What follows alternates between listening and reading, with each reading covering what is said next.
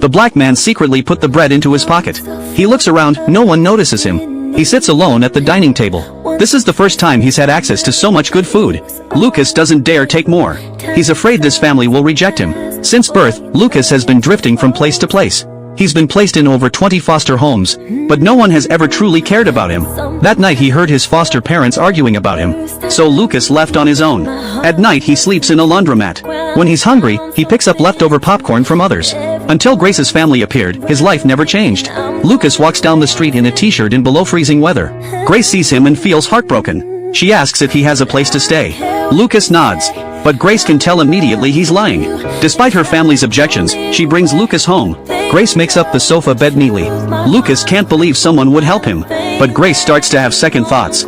She doesn't know Lucas. What if he steals from their house? The next morning Grace is surprised to find Lucas has already left. The blanket on the sofa is folded neatly. This makes Grace feel ashamed. She rushes out to find Lucas. Seeing his worn-out clothes, she decides to take him to the mall.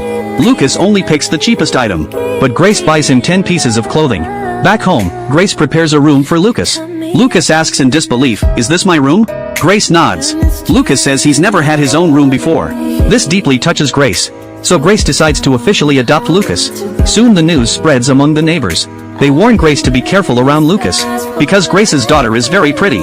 Grace thinks their minds are filthy. She leaves immediately. That evening Grace asks her daughter's opinion. Her daughter recalls being mocked at school. She falls silent. But the next day she sees Lucas helping a child on a swing. She's moved by Lucas's gentleness.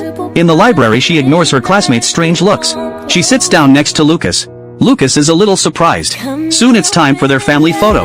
Lucas sits nervously in the corner, but Grace directly calls Lucas over to join them. With the click of the shutter, Lucas officially becomes part of this warm family.